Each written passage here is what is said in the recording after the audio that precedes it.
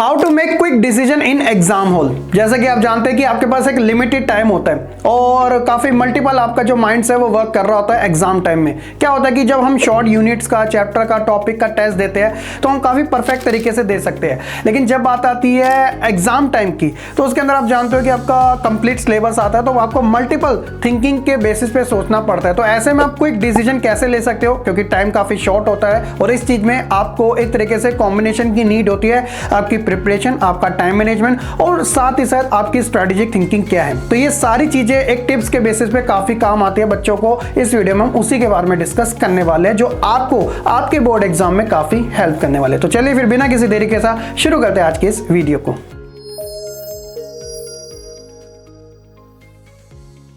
सबसे पहले है फ्लैग अनआंसर्ड क्वेश्चंस। देखिए, अगर आपको टाइम बचाना है तो सबसे पहले आपको उस क्वेश्चन के ऊपर बिल्कुल भी ज्यादा टाइम अपना वेस्ट नहीं करना जो आपको लगता है कि यार ये मेरे से हो नहीं पाएगा। मैं आपको इसलिए कह रहा हूं क्योंकि यही क्वेश्चन आप आने वाले टाइम पे, जब आपके जो लास्ट टाइम होता है उसमें कवर कर सकते हैं। क्योंकि अगर आप इसके ऊपर ज्यादा टाइम वेस्ट करोगे तो जो क्वेश्चन आपको ऑलरेडी आते हैं उसका आपके पास टाइम कम रहेगा और टाइम कम होने की वजह से जितना अच्छा आप आंसर आगे लिख सकते थे उतना नहीं लिख पाओगे। फिर आपको भी फियर रहेगा कि यार ये तो अच्छा क्वेश्चन है, फिर बाकी भी मुझे कवर करने हैं। तो पहले से आप फ्लैग कर दीजिएगा अनआंसर्ड क्वेश्चन को, ताकि उस पर आपका ज्यादा टाइम वेस्ट ना हो सके। सेकेंड है रीड इंस्ट्रक्शन केयरफुली। मैंने बहुत सारे बच्चों को ये गलती देखा है कि इंस्ट्रक्शन को वो थोड़ा ओवरव्यू कर जाते हैं, लेकिन उसके अंदर कुछ इंपॉर्टेंट चीज होती है जो मिस आउट ना हो आगे चल के। जैसे कि मान लीजिएगा कि कुछ क्वेश्चन ऐसे होते हैं जो कंपलसरी होता है, अगर नहीं करोगे तो उसके मार्क्स भी कट हो सकते हैं। या कुछ क्वेश्चन ऐसे होते हैं जो चॉइस के बेसिस पे होता है। समटाइम बच्चा दोनों ही क्वेश्चंस को कवर कर देता है, यानी कि 7 नंबर क्वेश्चन है, उसके अंदर आपको 2 चॉइस दी गई है, ऊपर वाला या नीचे वाला,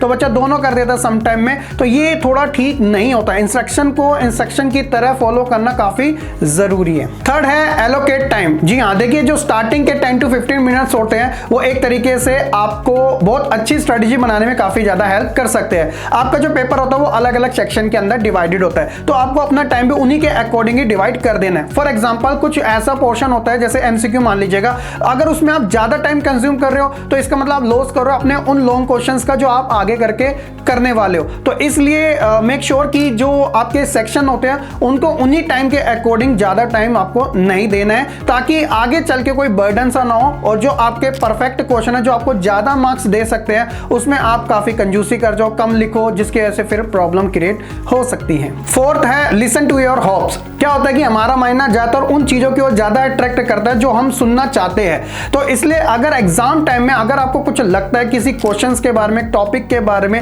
कि यार इसका आंसर कुछ इस तरीके से हो सकता है और आपके पास कोई अदर ऑप्शन नहीं है, तो डेफिनेटली आप अपनी होप्स के साथ जा सकते हो और आपको बिल्कुल वैसा ही करना चाहिए। क्योंकि एक साइकोलॉजिकल साइंस के अकॉर्डिंग भी ये कहा जाता है कि जो आपका फर्स्ट इंप्रेशन होता है, जो आपके माइंड में फर्स्ट चीज सबसे पहले आती है, वही आपकी गट फीलिंग होती है और यही जो चीज है ना वो आपकी थिंकिंग से काफी ज्यादा होती है। तो मेक श्योर कि आप उसी के साथ ज्यादा जाओ जब आपके पास कोई अदर ऑप्शन ना ही बचे। नेक्स्ट है आंसर इजी क्वेश्चंस फर्स्ट। जैसा कि आप जानते हैं कि प्रेजेंटेशन के अंदर 4 चांद लगाने में स्टार्टिंग के फर्स्ट, सेकंड, थर्ड जो पेज होते हैं ना वो एक इंप्रेशन के लिए होते हैं। तो अगर आप अच्छे क्वेश्चन, यानी कि वो क्वेश्चन जिसमें आप हाईली कॉन्फिडेंट हो और आपको वो काफी इजी लगते हैं, जिसमें आप बिल्कुल भी गलती नहीं करोगे, तो मेक श्योर कि आप फर्स्ट, सेकंड, थर्ड पेज में तो उन्हीं क्वेश्चंस को करो। क्योंकि जो इंप्रेशन होता है ना एग्जामिनर का, अगर वो काफी पॉजिटिव हो जाए स्टार्टिंग में, तो ये आपको आगे वाले क्वेश्चन जिसमें हो सकता है कि आपने इतने एक्यूरेट तरीके से ना किया हो बट फिर भी आपको मार्क्स काफी अच्छे मिल जाते हैं। तो इंप्रेशंस के लिए इजी क्वेश्चन फर्स्ट करना काफी जरूरी होता है। नेक्स्ट है जो काफी इंपॉर्टेंट है वो है मैनेज स्ट्रेस।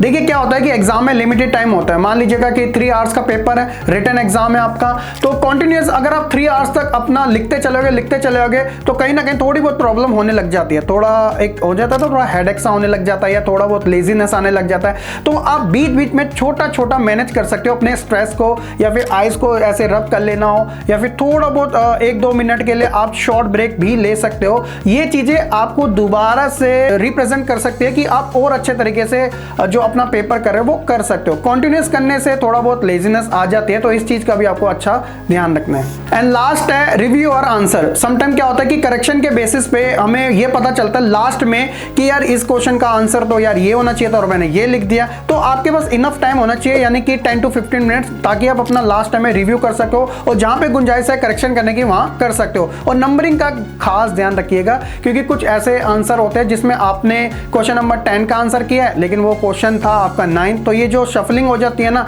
ये भी थोड़ा प्रॉब्लमेटिक हो जाती है, जिस वजह से बच्चे के मार्क्स थोड़े कट हो जाते हैं। हालांकि उसने आंसर सही लिखा है लेकिन उसने आंसर की नंबरिंग में थोड़ी गलती कर दी है, तो इसलिए ये छोटी छोटी जो डिसीजन है वो आपको एग्जाम टाइम में लेने पड़ेंगे। होप सो कि आपको ये जो वीडियो वो काफी अच्छे से समझ आ चुकी होगी। लाइक कमेंट शेयर करने के साथ चैनल को सब्सक्राइब करना बिल्कुल ना भूलिएगा।